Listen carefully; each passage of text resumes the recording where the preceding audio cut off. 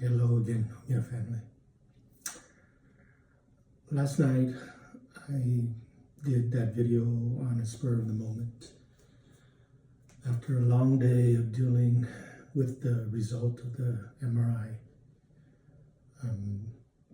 coming home really late from the emergency room and being there for a long time, and getting news that his life's changing for me, and learning to accept it.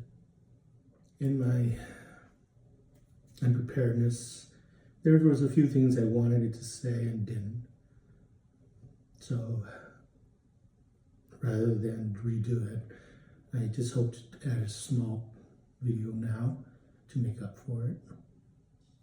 I'm sorry if I didn't make this point clear in the first video, but this medical condition and my doctor has pretty much ended my martial art. She said continuing it would have severe repercussion, which would affect my family and my livelihood. My wife, who supported me through this hard time, saw the video last night and said that I should have maybe used more layman terms in terms of describing what happened to me. Sometimes it's just my job and I may try to speak. But ultimately, there's a tube that goes from your brain down your spine that carries spinal fluid. And the bone that makes up the spine grows additional bones that comes off it. And at times it impinges or it narrows or touches the spinal fluid column, where the spinal fluid column has a problem traveling past that point. In my case, there are very many multiple points. The neck is made of 7 bones, C1 to C7. I have these problems at what they call multiple levels of the neck. So it's not something that happened during the fight, per my doctor. This has been an ongoing issue. She even put that in her summary. Now, the fight itself kind of pushed it over the top, where it caused the symptoms I have. Now, just bad luck, I guess. It happens during this fight. So, the nerve that I am having problems with now and may or may not come back is C5, C6 nerve root. That controls the deltoid and the biceps. So these two muscles for the last 2 weeks has not been able to contract at all. And I hold it's during the fight because my body was not right. That's the only way I can say it. I couldn't move the way I wanted to move. Everything was just off. I had no balance. I was stepping forward and falling. Until you actually lose an arm like I did for the last 2 weeks, you don't realize how important one arm is in terms of your balance, your walk, how you position, and especially for a martial art like me, a Taoist martial art like me, who understands concepts of yin yang, where An opposite force helps balance everything and initiates everything.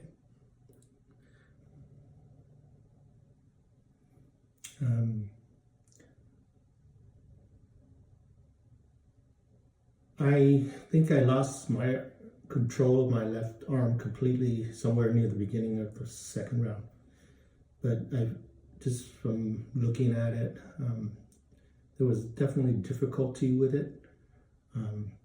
And the difficulty in initiating strikes, movements, just, things that you would think that you've had so much muscle memory after all these years would be so easy, but it was so discombobulating. Maybe I was mentally too invested to understand something was wrong and had the sense to stop it, to evaluate what's going on, but I didn't. I just tried harder. I forced it.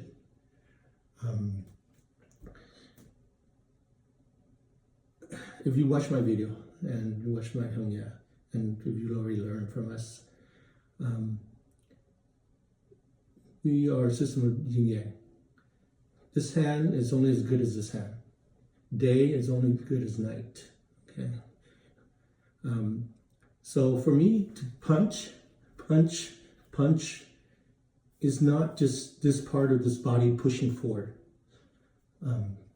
It's this part of the body pushing here to push this out. Now, I would do this very easily, normally, but without the arm. And again, this is as much movement as I can get. I ended up just doing this, being difficult. I started muscling it, and my left hand would be similarly. And this is, if you had one arm and you walk, your balance is off. If I kick, the balance is off. There's no balance that I'm used to, that I don't even think about, so innate. Now, in the 2 weeks that I've been home, I've come to realize the problem, and I have made accommodation to it. So maybe from my failure here, you can learn a little bit more. I can help you learn from my failure. So again, most people punch with the shoulder, with this arm. Okay.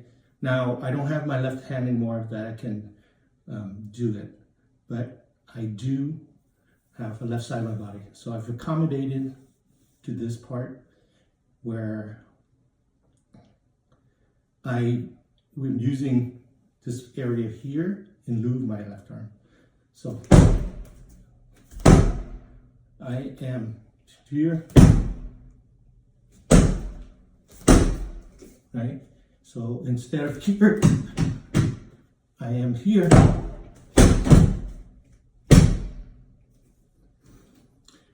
So,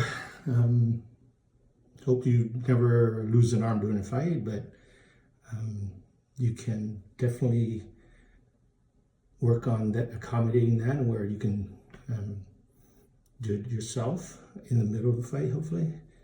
But unfortunately, I did not have the state of mind to understand that I was hurt, and I could change with it. On the same point, you can do this with your kicks. Before, you would use your arm extended here to balance your body so you can kick. But without this, you have a tendency to lose balance and fall. But now I can increase my control of the core here and still use the gate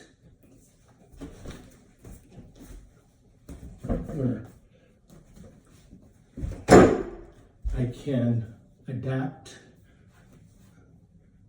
without losing it. Where if I didn't do that, I would flail with this arm and fall backwards.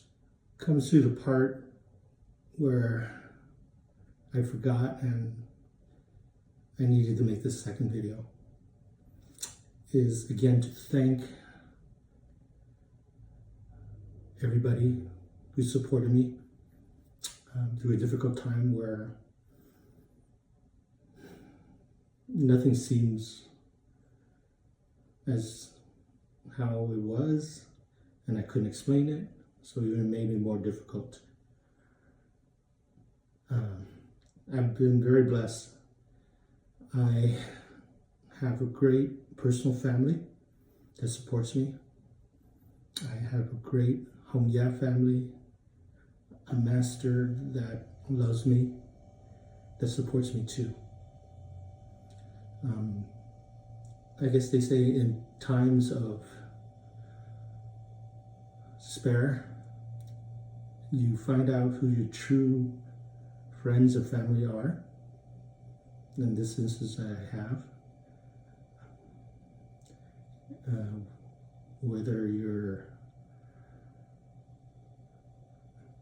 a brother, a hater, I think you showed your colors.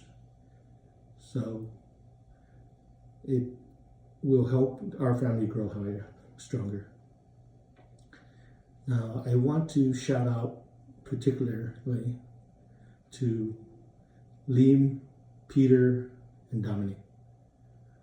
Without you three guys, I don't know if I could mentally have gone through this.